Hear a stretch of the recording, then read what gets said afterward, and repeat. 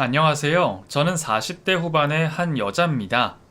인생 살다 보면 참 별의별 일이 다 있는 것 같아요. 제가 겪은 일도 아주 유별난 일 중에 하나고요. 그래서 이곳에 사연을 보내볼까 몇 번이나 고민을 했던 것 같아요. 고민에 고민을 거듭하다가 이제서야 글을 남깁니다. 마음속으로 눌러두고 참고만 있는 것보다 홀가분하게 이곳에 털어놓으면 마음이 후련해질 것이라는 생각이 들거든요. 임금님 귀는 당나귀 귀라는 전래동화처럼 말이죠. 지난날 저는 아주 바보 같았던 것 같아요. 일명 서울병이라는 것에 걸려서 서울 남자가 접근해 오면 둘도 안 보고 홀라당 넘어갔었으니까요. 시골에서 태어나서 쭉 시골에서만 자라다 보니 서울에 대한 로망이 있었어요. 제가 어린 시절부터 홀로 되신 엄마와 아픈 남동생과 함께 시골 작은 마을에서만 자랐었거든요. 태어나서 서울에 가본 적은 25살이 되었어야 처음 갈 정도였어요. 엄마는 제가 아주 어렸을 때 아빠와 이혼을 하셨다고 했어요. 정확히 말하자면 이혼이 아니라 아빠가 일방적으로 집을 나가신 거죠. 다른 여자가 생겼으니까요. 노름 좋아하시고 술 좋아하시던 아빠는 술집을 하는 이혼녀와 바람이 나셨고 그 문제로 집에서 부부싸움을 하시다가 결국 집을 나가셨다네요. 어쩌면 그렇게도 무책임하신지 아빠는 그 길로 집을 나가서 생활비 한 푼을 보내주신 적이 없다고 하셨습니다. 저희 집은 특별히 생활비가 남들보다 더 많이 들어가는 집이에요. 저야 그렇다 치지만 하나밖에 없는 제 남동생은 다운 증후군이라는 병을 앓고 있거든요. 정기적으로 병원도 다녀야 하고 재활치료도 받아야 하죠. 다운 증후군은 다들 아시다시피 딱 보기에도 외모적으로 티가 난답니다. 사람들이 볼 때 그냥 정상인이 아니라는 생각이 드는 외모죠. 항상 입을 벌리고 있는 모습이 제 남동생의 대표적인 평상시 모습인데 이것 때문에 얼마나 많이 놀림을 받았는지 몰라요. 엄마는 제게 아빠에 대해서 나쁘게 말하지 않으셨어요. 제가 그래도 아빠로 인해서 태어났고 부녀 자식 간의 핏줄은 그 어떤 것으로도 막을 수가 없다고 하셨죠. 하지만 저는 아빠 때문에 고생이라는 고생은 다 하고 계시는 엄마가 너무 안쓰러웠고 엄마의 바깥일 때문에 남동생을 돌봐야 하는 제 모습 또한 비참하다고 여기며 아빠를 미워했습니다. 어린 시절은 이렇게 지나갔던 것 같아요. 행복이라는 단어가 낯설 정도로 많이 힘들었죠. 하지만 그걸로 인해 얻은 것도 있습니다. 엄마와 남동생에 대한 애착, 그리고 알뜰하게 살아갈 수 있는 준비가 남들보다 훨씬 더 높았죠. 나중에 엄마가 나이가 들어 힘이 약해질 때도 무슨 일이 있어도 엄마와 남동생은 제가 지켜주겠노라 다짐하며 살아갔던 것 같습니다. 학창시절에 있던 에피소드 한 가지를 말씀드리면 동생을 놀리는 같은 반 남자아이를 제가 주먹으로 때린 적이 있었어요.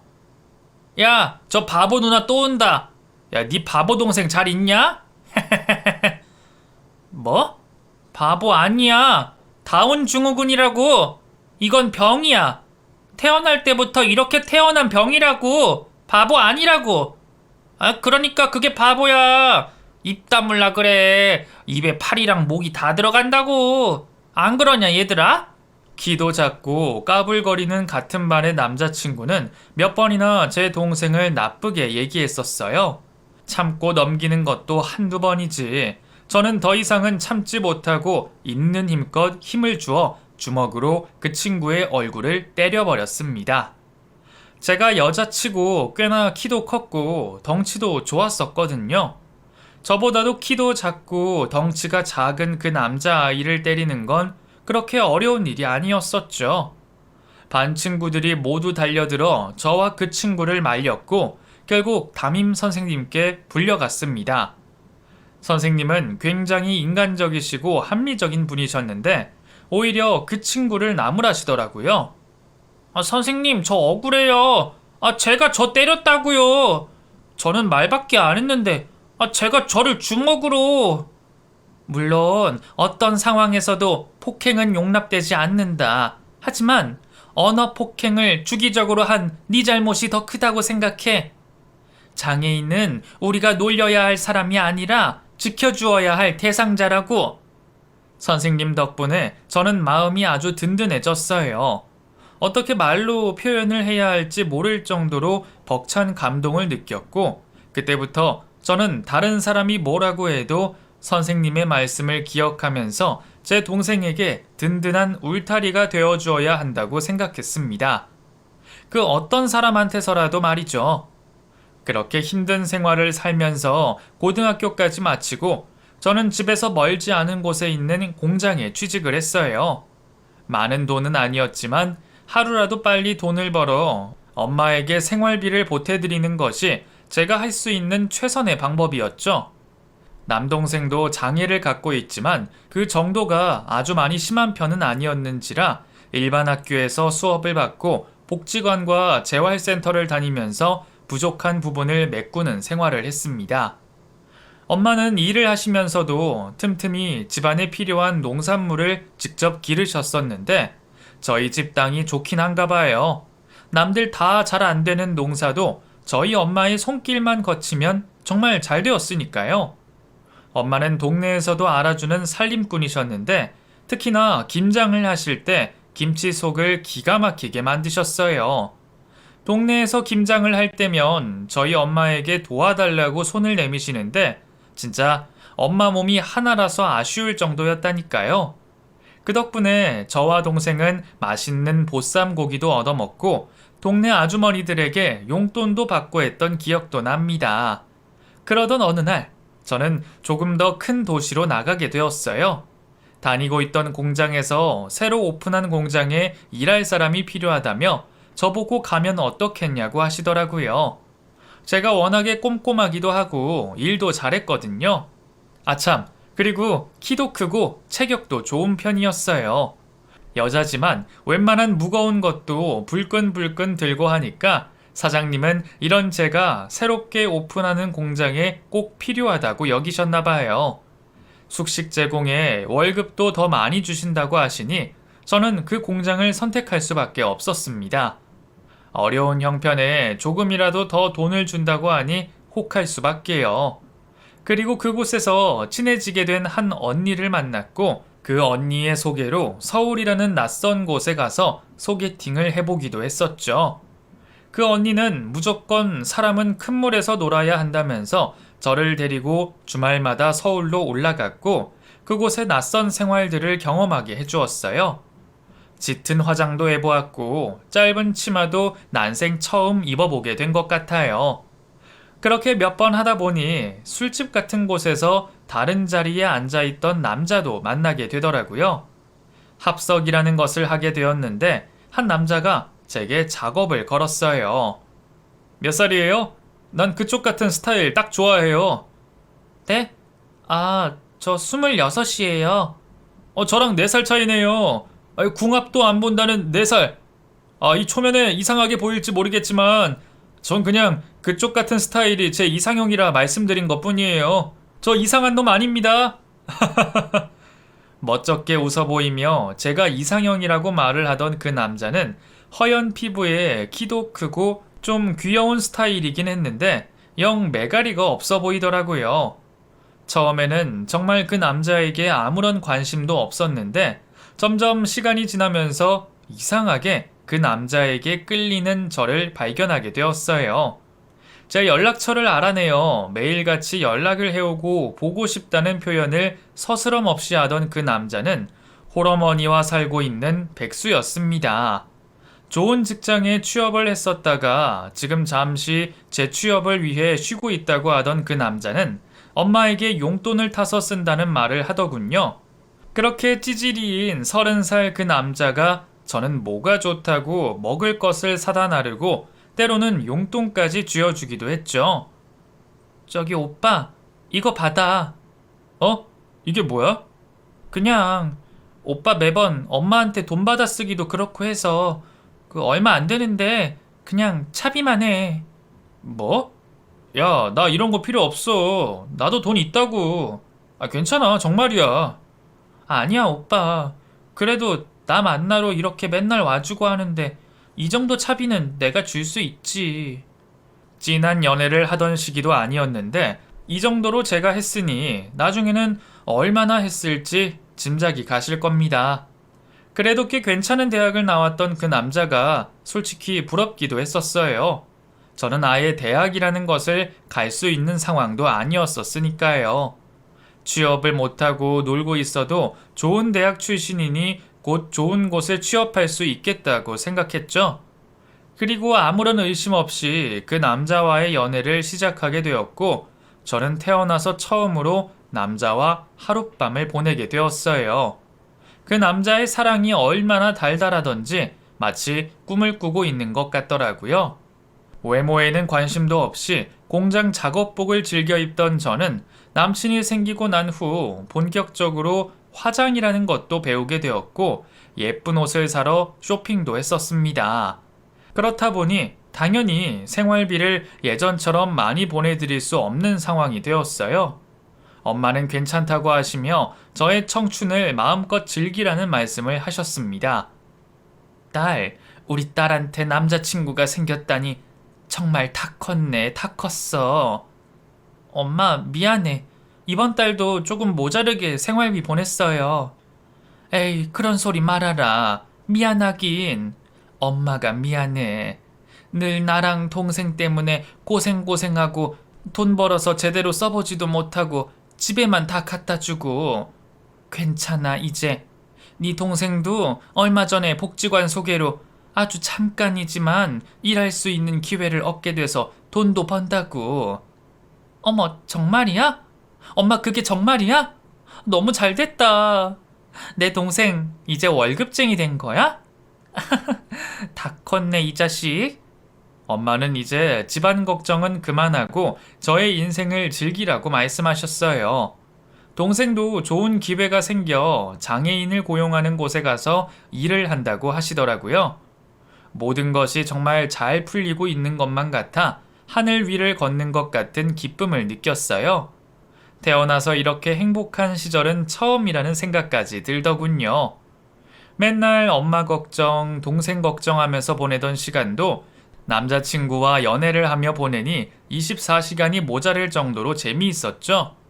이때 정확하게 그 사람을 파악했어야 하는 건데 저는 사랑의 콩깍지가 쓰여서 아무것도 가진 것 없는 이 남자와 결혼까지 하기로 마음을 먹었습니다.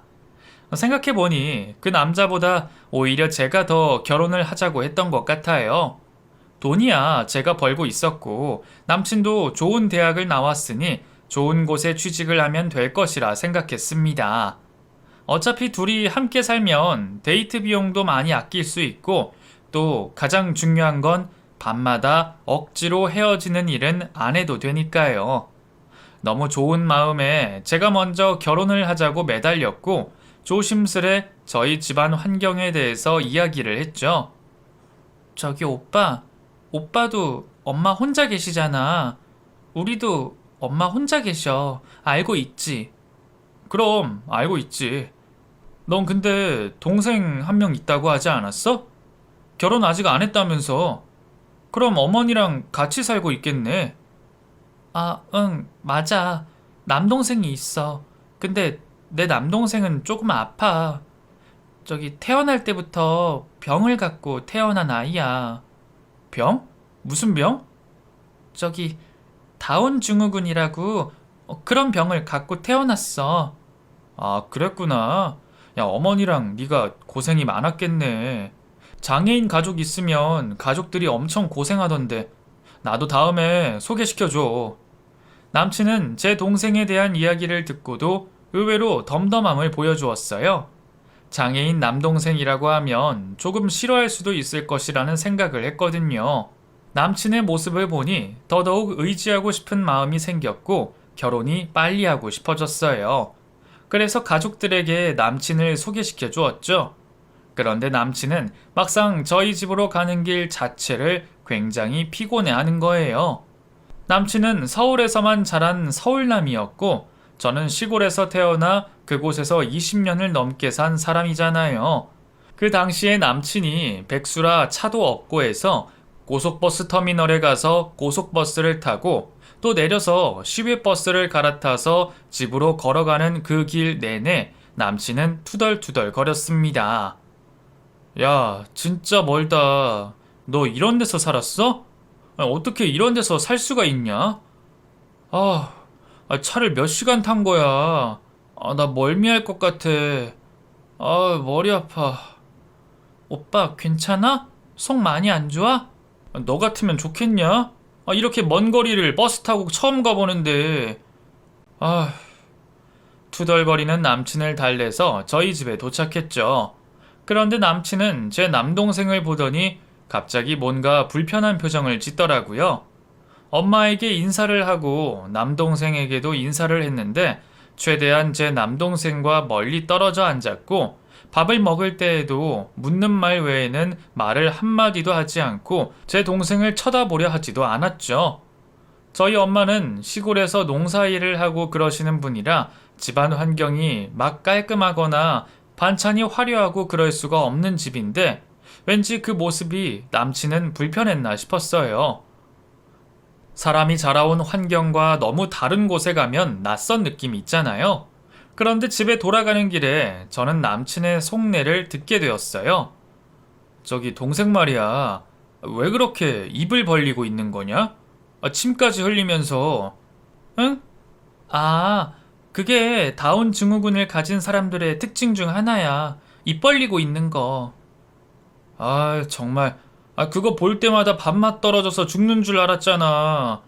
밥 먹을 때도 밥알 막 흘리고 다 보이고. 난 비위가 약해서 그런 거 보면 밥을 못 먹는다고. 안 그래도 속 안 좋아 죽겠는데. 남친의 속마음을 들으니 조금 서운하더라고요. 아무리 다른 사람들이 그래도 남친은 그러면 안 되는 거잖아요. 제 남동생에게 뭐라고 하는 사람은 그 누구도 용납할 수 없다고 생각하며 자랐지만 제 남친이 그런 사람이 되니 저도 어쩔 수가 없었습니다. 제가 너무 남친을 사랑했나 봐요. 저희 집에 인사를 마치고 남친의 집에 인사를 드리러 갔어요. 남친 어머니는 곱상하게 생기셨고 집이 좋지는 않았지만 집 안을 꽤나 화려하게 꾸며 놓으셨더라고요. 메이커는 잘 모르지만 남친 어머니가 입고 계신 옷과 액세서리도 비싼 브랜드인 것 같았어요. 소박한 제 모습을 본 남친 어머니는 제가 시골 출신이라는 것, 그리고 홀어머니의 남동생이 장애가 있다는 것에 대해 하나하나 지적을 하시며 말씀하셨고, 자기 아들이 좋은 대학교를 졸업했다는 것을 강조하셨습니다. 저기, 우리 아들은 말이다. 그래도 대학 다닐 때 꽤 잘 나갔어. 부잣집 여자애들도 만나고. 근데 시골 여자를 이렇게 데려와서 결혼한다고 하니 좀 의외긴 하다. 게다가 남동생이 많이 아프다고? 혹시나 결혼해서 친정에 생활비 보내줄 생각하고 있는 건 아니겠지? 네? 아니에요. 저희 집도 생활이 많이 좋아졌어요. 남동생도 장애가 있지만 가까운 곳에서 일도 조금씩 하고 엄마도 농사 지어서 파시고 하면서 생계 유지하시고 계시거든요. 그럼 다행이고, 워낙에 여자들이 친정 도와준답시고 돈 빼돌리고 한다는 소리를 들은지라. 그나저나 우리 아들 어떻게 꼬셨어? 너 같은 촌스러운 여자한테 넘어갈 리가 없는 앤데. 듣기 거북한 말을 계속해서 하시던 남친 어머니는 급기야 제가 모아둔 돈이 얼마나 있는지까지 물어보시더군요. 저는 한 5천만 원을 넘게 모았다고 말씀을 드렸고 그제서야 표정에서 조금 웃는 기운이 느껴졌습니다. 남친은 대학을 졸업하고 군대를 다녀와서 사회생활 몇 년을 하고 그만두었는지라 아무것도 손에 가진 것이 없다며 자랑스레 말씀을 하셨고 자기 역시 힘든 일은 생전 못하는 사람이라서 돈이 없다고 하시더군요. 전셋집이라도 구하려면 돈이 필요한데 그 돈을 저보고 대라고 아주 떳떳하게 말씀하셨어요. 제가 왜 그때 그런 말을 듣고도 네 하고 대답을 했는지 모르겠어요. 지금 같았으면 말도 안 되는 소리 집어치우라고 대판 난리를 쳤을 텐데 말이에요. 아무튼 저는 그렇게 모아둔 돈 전부를 꺼내서 결혼을 하게 되었습니다. 친정 엄마는 남친의 백수인 것도 모르신 채로 사위를 맞으셨죠. 결혼 생활이 시작되고 나서도 남편은 생활에 무능력했어요. 일자리를 구할 생각도 하지 않고 오전 내내 잠만 자는 생활을 하고 있었습니다.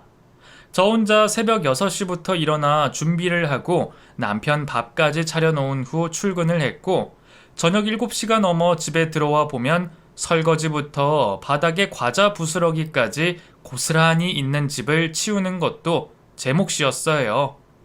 말은 또 얼마나 청산유수인지 제가 조금 기분이 좋지 않다고 하면 제 옆에 와서 알랑방구를 끼면서 세상에서 제일 예쁘다느니 능력 있는 마누라가 최고라느니 하는 말을 해댔습니다. 남편이 그나마 가끔씩 그런 말을 해주니 제가 버틸 수 있었던 것 같아요. 그렇게 8개월쯤 백수 남편을 대신해 돈을 벌고 있었을 때 김장철이 다가왔습니다. 저희 친정은 김장철이 되면 엄청나게 바쁘세요. 엄마의 김장속을 만드는 마법의 손길이 필요한 동네 분들이 저희 엄마를 가만두지 않으셨거든요. 이 집 저 집에 일손을 거들어 드리느라 한창 바쁘신데 제게도 김장김치를 보내주신다고 하시는 거예요. 우리 딸 결혼하고 첫 김장이네. 이번 주에 바빠서 못 오지? 응, 엄마. 이번 주 토요일에도 공장에 나가봐야 할 것 같아. 일이 좀 많아서요. 가서 도와드려야 되는데. 아니야, 걱정 마. 엄마가 워낙에 사람들 많이 도와줘서 엄마 할 때도 와서들 도와주실 거야. 엄마가 택배로 보내줄게. 걱정 마. 그나저나 너희 시어머니 주소도 같이 보내주거라. 혼자 계시는데 보내주고 싶어서. 정말? 엄마 너무 힘들잖아. 에이, 그래도 내가 직접 키운 배추로 담가드리고 싶어서 그래.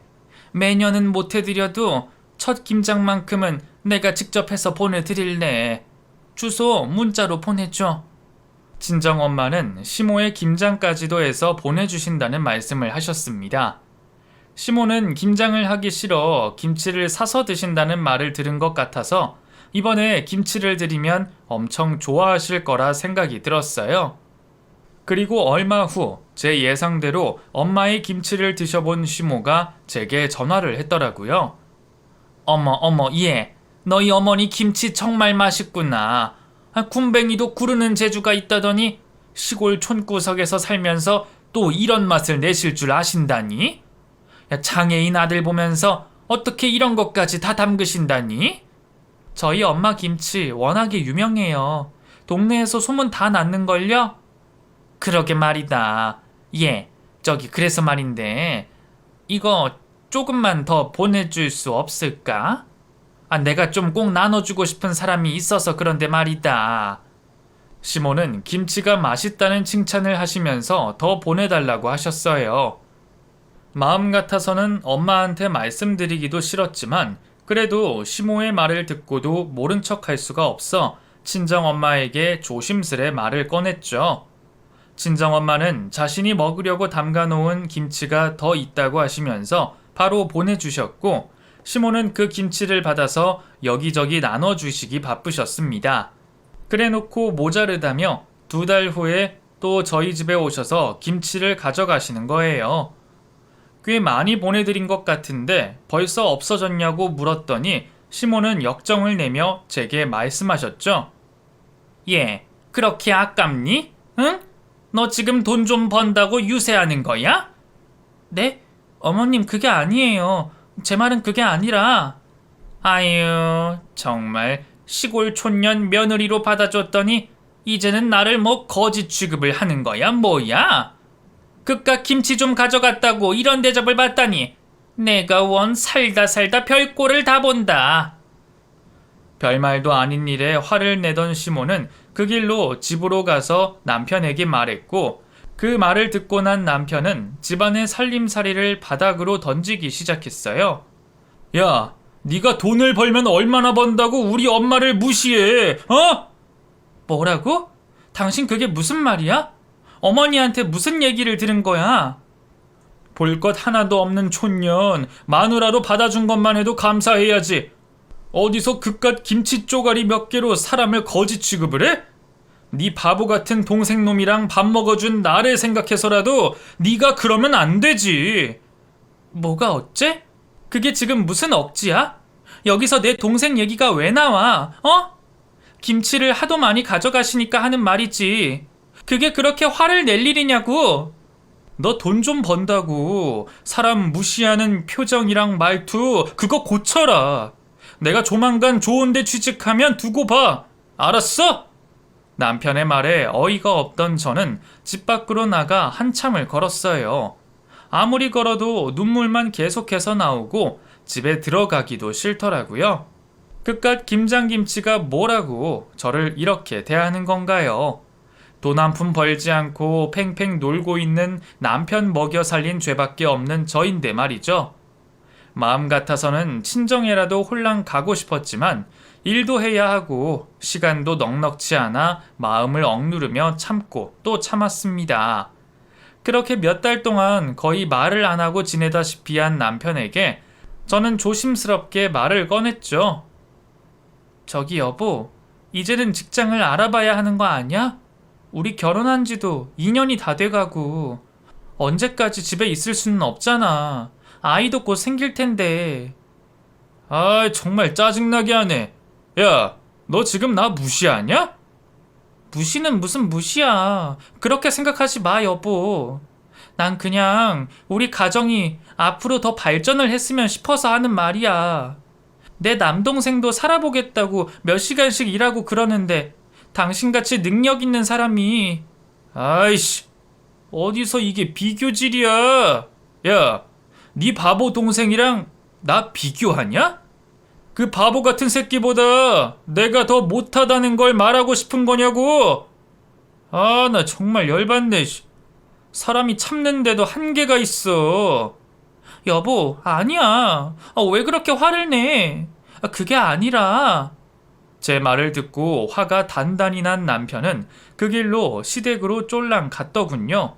그리고 잠시 후 시모가 집으로 찾아와서 제 뺨을 한 대 때리셨어요. 야, 이년이 정말 이게 미쳤나? 네가 뭐가 잘났길래 내 아들한테 그런 말을 해? 죽을래? 어디서 이게... 아, 어머님 왜 그러세요? 야, 넌 네 바보 같은 동생 놈하고 우리 아들을 비교했다며? 이게 정말 돌았나? 나 정말 내 아들 이렇게 안 키웠다. 너무 소중하고 귀한 아들이야. 지금 좀 쉬고 싶어서 휴식하고 있는 내 아들한테 이게 무슨 짓이야? 너무 황당한 상황에 저는 할 말을 잃었어요. 남편이라는 놈은 시모가 제 뺨을 때려도 가만히 보고만 있으며 오히려 시모 등 뒤에 숨더군요. 너무 기가 막히고 어이가 없던 저는 그 자리에 풀썩 주저앉아 눈물이 흘렀습니다. 어머님, 왜 그러세요? 저는 정말 그런 뜻이 아니라고요. 너, 내가 경고하는데 다시 한번 니네 그지 같은 친정 식구랑 비교하면 내가 가만 안 둔다. 이 집에서 내쫓아버릴 줄 알아. 알았어? 어디서 바보 같은 놈하고 감히 우리 아들을. 한바탕 소란이 끝나고 시모와 남편은 집을 나가버렸어요. 혼자 남은 집에서 너무 힘들어 한참을 울다가 친정집에 전화를 걸었고 하나밖에 없는 남동생이 받더라고요. 누나, 우리 누나, 천사 같은 우리 누나. 우리 누나 제일 좋아. 사랑해. 보고 싶어. 그래, 내 동생. 나보다 더 천사 같은 내 하나뿐인 동생. 잘 있었지? 힘든 건 없고? 응, 없어. 안 힘들어. 다 좋아. 사람들 잘해주고 나 돈도 벌어. 우리 누나 오면 내가 맛있는 거 사줄 거야. 고맙다. 고마워. 그래, 너무 고맙고 사랑해. 동생의 목소리를 들으니 가슴이 미어지는 것 같았어요. 이제는 제가 동생 하나 지켜주지 못하는 것 같아 마음이 아프더라고요. 그 후로 한동안은 남편과 거의 말도 하지 않고 잠잠하게 지냈습니다. 시몬은 그 일이 있고 나서 일주일 후에 제게 미안했다고 사과를 하시며 돈 2천만 원만 빌려달라는 말씀을 하시더군요. 이미 결혼할 때 제 돈을 다 꺼내놓은 상태라 돈이 없다고 했지만 너무나 애타게 말씀을 하셔서 대출까지 받아서 시모에게 돈을 드렸어요. 그렇게 하면 왠지 앞으로는 저와 제 친정을 무시하지 않을 것 같았거든요. 이 방법이 제 동생과 엄마를 지킬 수 있다는 어리석은 생각을 했던 것 같아요. 하지만 그 돈을 빌려드린 후 몇 달이 지나고 또 일이 벌어졌습니다. 그때도 김장철이었고 친정엄마가 너무 많이 바쁘신 걸 알고도 도와드리지 못함에 죄송한 마음이 있던 때였죠. 결혼하고 남편이 힘들고 멀미가 난다. 그리고 남동생과 같은 집에 있기가 너무 싫다는 이유로 거의 친정에 내려가 보지 못했었거든요. 친정엄마는 이번에도 역시 직접 배추를 농사 지으셔서 김장을 하셨고 여전히 저희 시댁에까지 김치를 보내주신다고 하셨습니다. 제게 있던 일을 하나도 모르시는 상태라서 또 보내주신다고 하시는 거죠. 마음 같아서는 절대 보내주지 말라고 하고 싶었지만 그저 아무 말도 하지 못하고 친정엄마가 보내주시는 대로 가만히 있었어요. 친정엄마는 김장 배추김치뿐만 아니라 동치미에 총각김치까지 담그셔서 보내주셨더군요. 하지만 시몬은 그 김치에 만족하지 않으시고 제게 말씀하셨어요. 며느라, 저기 그 김치가 좀 부족하니까 100포기 더해서 보내라고 해라. 알았냐? 이번엔 딱 100포기만 부탁해. 네? 100포기 보내드렸잖아요. 근데 또 100포기를요? 그래, 얘는 말귀가 왜 이렇게 어두워? 100포기라고 100포기! 여기저기 나눠줄 것도 좀 있고 하니까. 어머님, 친정엄마가 이번에 엄청 많이 보내주셨다고 했는데 그게 왜 모자르세요? 뭐? 이것이 또 말대답 따박따박 하기는. 시애미가 보내달라면 보내줄 것이지 뭘 그렇게 난리야? 어차피 다 농사지어서 공짜로 만드는 거 아니냐? 공짜라뇨. 배추 씨 뿌려서 농사 짓고 하는 게 얼마나 힘든 줄 아세요? 어머님은 왜 그걸 사람들을 다 나눠주시는 거예요? 뭐가 어쩌고 저찌? 왜? 아깝냐? 아까워? 이게 정말 말하는 꼬라지가 싹바가지가 없구만. 어디서 촌스러운 년이 말대꾸야 말대꾸는. 저는 너무 화가 나서 참을 수가 없었어요. 1년 내내 농사를 지어서 담가주시는 김장김치를 저런 식으로 함부로 말하고 사람들에게는 자기가 한 것처럼 해서 다 퍼주는 시모가 이해되지가 않았죠. 그 길로 저는 시댁으로 향했어요. 시댁에 가보니 동네 사람들 몇 분이 시댁에 모여 계셨고 저를 보고도 별로 아는 체도 안 하시더라고요. 그리고는 친정엄마가 보내주신 김치를 바닥에 앉아 서로 나눠서 자기네들 통에 담고 계시는 거예요. 너무 황당한 표정을 짓고 있으니 시모가 저를 보고 말씀하셨죠. 아니, 여긴 갑자기 웬일이냐? 생전 시애미 대접도 안 하더니만. 김치 100포기 더 담그라고 말씀드렸어. 네? 어머님, 이미 드린 것으로도 충분히 드릴 수 있으시잖아요. 그런데 또 100포기라뇨? 야! 내가 몇 번을 말하니? 모자르다고! 사람 말이 말 같지 않아? 네 동생 바보라더니 너도 꼭 그렇게 바보 같냐 하는 짓이. 시애미가 그렇다면 그런 줄 알지. 다 농사지어서 공짜로 하는 김장김치 더 준다고 어디가 뭐 어떻게 된다냐? 저는 그 순간 소리를 지르며 김치를 나눠 담고 있던 사람들에게 달려갔고 바닥에 있던 김치통을 번쩍 들었어요. 그리고는 시모가 자는 안방에 김치를 전부 뿌리기 시작했습니다. 통을 공중에 대고 탈탈 털어 넣으니 김치들이 바닥으로 뚝뚝 떨어졌는데 저는 그 김치를 다시 주워 안방 곳곳에 던져버렸죠. 친정엄마가 담가 보내주신 100포기를 거의 전부 다 바닥에 뿌려버렸습니다. 야! 이 미친 것을 봤나? 너 제정신이니? 응? 저 제정신 아니에요. 이거 놔요. 어머 세상 천지에 이런 일이. 경찰 불러! 여기 경찰 좀 불러줘요. 경찰 부르세요, 어머님. 경찰 불러서 누가 잘못한 건지 잘잘못을 따져보자고요. 잘 됐네요. 이참에 제가 빌려드린 돈도 갚으시고요. 뭐?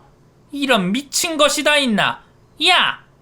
저는 멈추지 않고 계속해서 김치들을 손으로 집어 바닥과 시모의 침대에 내동댕이 쳤어요.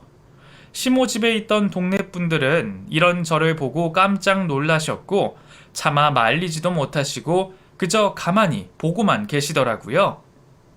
저희 엄마가 김치 담가줘서 단돈 10만 원이라도 주신 적 있으세요? 입 싹 닫고 얌체처럼 받아 드시더니 이번엔 또 100포기를 더 부탁한다고요? 어머님이 제정신이세요? 아이고 세상에, 조상님들이 보면 아주 기가 막히다고 하겠다. 이런 미친 것을 며느리로 맞이하다니. 아이고 세상에나. 제 동생 무시하고 친정엄마 무시하고 저까지 무시하셨죠? 어머님 아들은 뭐가 그리 잘났어요? 결혼해서 돈 한 푼 안 벌고 마누라가 벌어다 준 돈으로 하루 종일 자빠져 잠이나 자고 술이나 퍼먹고 뭐가 그렇게 잘났냐고요? 어머님, 저한테 돈 빌려서 명품 사고 쇼파 사셨죠? 이러고도 제가 이상한 거예요? 어디서 이런 배은망덕한 년이 시집을 왔어? 아주 단단히 미쳤구만. 네, 저 미쳤어요. 미쳤으니까 당장 제 돈 다 갚으시고요. 전셋집에 들어가 있는 제 돈 다 빼서 나갈 겁니다. 그런 줄 아세요? 저는 김치 100포기를 거의 다 시모 집 안방에 뿌리고 나서야 속이 좀 후련해졌어요. 그리고 당당히 그 집을 박차고 나왔습니다. 그 길로 집으로 가서 김치물로 범벅이 된 손을 씻고 옷을 갈아입고 바로 부동산에 전화를 걸었죠. 전세 기한이 안 그래도 끝나갈 때라서 전셋집을 뺀다고 얘기를 했어요. 그 집에 제가 받은 대출과 제 돈이 다 들어가 있고 시모나 남편이 보탠 돈은 단 한 푼도 없었거든요. 그날 밤 공장 언니에게 도움을 받아 그 집에서 하루를 자면서 이런저런 얘기를 나눴습니다. 그동안 이렇게 제가 혼자 벌고 혼자 고생하는 것을 전혀 몰랐다고 하더라고요. 아이고, 나는 전혀 몰랐어. 네 남편이 그렇게 놀고 먹는지도 몰랐고. 왜 그렇게 대출을 받나 싶었는데 그것도 다 시어머님 때문이고. 아휴, 너 너무 힘들었겠다. 그동안 어떻게 참고 살았어? 응? 언니, 나 너무 힘들어요. 근데 이렇게 참고 살아야 하는 줄만 알았어요. 이렇게 사는 게 맞다고 생각했어요. 아니야. 너도 사랑받고 집안일 하면서 남편 그늘에 기대어 살 수 있는 여자야. 왜 네가 모든 것을 다 해야 돼? 그렇지 않아. 저는 이런 힘든 건 다 참아도 저희 집, 저희 엄마랑 동생 무시하는 건 못 참아요. 그럼 많이 참았어. 그 누구도 자기 가족 욕하는 거 참기 힘들지.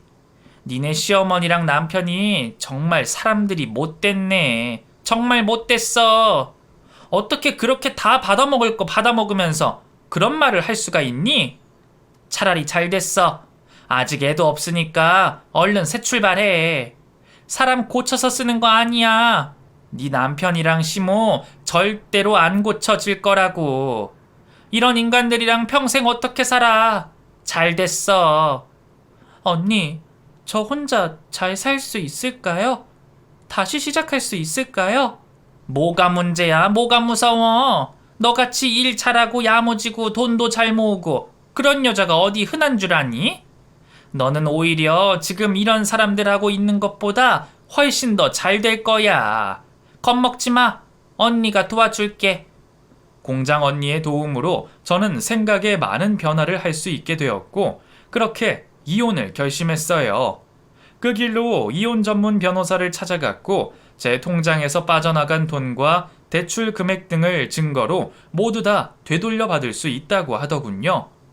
제가 이혼을 한다고 말을 하니 남편이 제게 말했어요. 야, 너 같은 촌년에 바보 동생 있는 년을 누가 데려가냐? 나나 되니까 데리고 살아준 거지. 사람이 고마운 줄을 모르고. 어디 네가 잘 되나 보자. 참나, 그 입 닥치고 짐이나 빨리 싸. 네 돈 여기 하나도 없으니까 네 짐도 하나도 남기지 말고 싸그리 가져가. 안 가져가면 모두 불태워 버릴 거니까. 뭐? 아주 무식한 건 니네 집안 내력이냐? 동생 놈이 바보인 게 딱 너랑 똑같구만. 무식하고 바보고. 도대체 니네 부모님은 뭘 했길래 그런 남매를 낳았다냐? 이런 싸가지 없는 인간을 봤나? 너처럼 허우대 멀쩡하고 좋은 학교 나와서 그딴 식으로 마누라 등골 빼먹는 놈들은 그런 말할 자격도 없어. 다시 한번 말하지만 다시 한번 내 동생 그런 식으로 말하면 가만 안 둬. 아주 무섭다. 덩치 크고 힘센 무식한 년. 저는 그 순간 남편의 뺨을 있는 대로 후려 갈겨버렸습니다.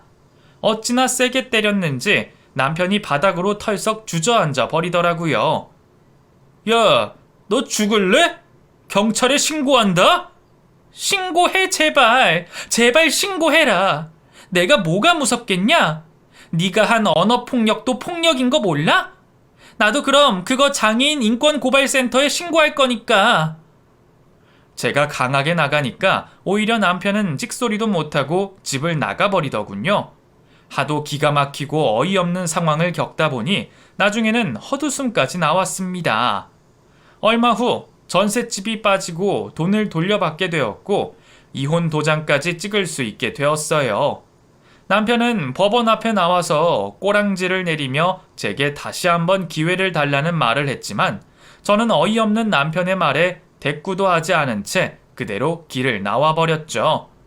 결국 김치로 인해 여태껏 참고 있던 이 모든 일이 끝나게 되었네요. 아주 속이 다 뻥 뚫린 느낌이었죠. 저는 그리고 나서 바로 고속버스 터미널로 향했어요. 오랜만에 이혼 소식을 들고 향하는 친정이라 발걸음이 무거웠지만 한편으로는 후련하기도 했어요.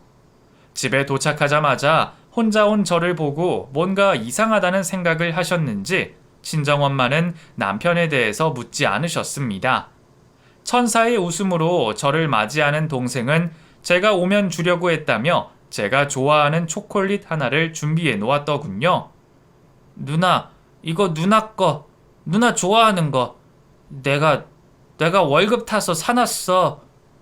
우리 동생이 최고다. 누나 정말 행복한데? 너무 소중해서 아껴서 먹을게. 너무 고마워.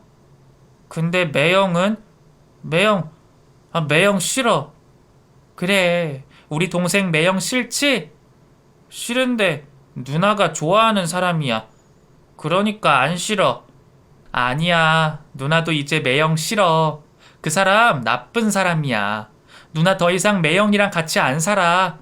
우리 동생이랑 엄마랑 행복하게 살 거야. 정말? 정말이야, 누나? 나 너무 좋아. 너무너무 좋아. 누나랑 같이 살고 싶어. 저는 두 뺨 위로 눈물이 줄줄 흘렀습니다. 저희 남매 모습을 본 엄마도 더 이상 아무 말도 묻지 않으시고 주방에서 저녁을 준비하시며 흐느끼고 계셨어요. 말하지 않아도 서로의 아픔에 대해서 잘 알고 보듬어주는 그게 바로 가족인 것 같아요. 그날 밤 저는 엄마와 꼭 붙어 잠을 자면서 오랜만에 참 평온했어요. 그리고 저는 한 달쯤 회사를 쉬고 친정에서 시간을 보냈습니다. 지나간 저의 아픔들을 천천히 다 씻어내면서요. 그리고 다시 새 출발을 했어요. 친정에서 너무 오래 걸리지 않는 곳으로 일터를 다시 잡았고 그곳에서 더욱 열심히 일을 하기 시작했습니다. 주말마다 동생과 엄마와 함께 지내는 시간들이 제게는 많이 행복했어요. 한참을 일만 열심히 하던 제게 서서히 그 아픔이 사라져 갈 때쯤 제 옆에는 어느덧 제 편이 되어줄 남자가 생겼어요.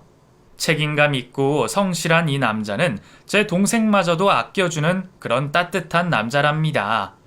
이 남자를 만난 후 매년 김장철이 되면 직접 밭에서 배추를 뽑아서 소금으로 절이고 씻는 일까지 모두 이 남자가 해주고 있어요. 여자들은 이런 무겁고 힘든 일 하면 안 된다고 하면서 말이죠.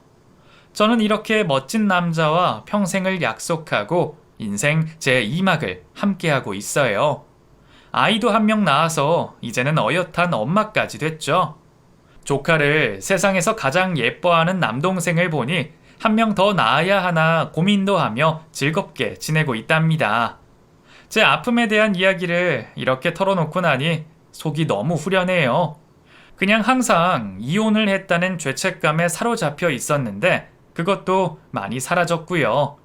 제 긴 이야기를 끝까지 들어주신 여러분들 정말 감사합니다. 이상으로 제 이야기는 마칠게요. 여러분들은 행복한 일만 있으셨으면 좋겠어요.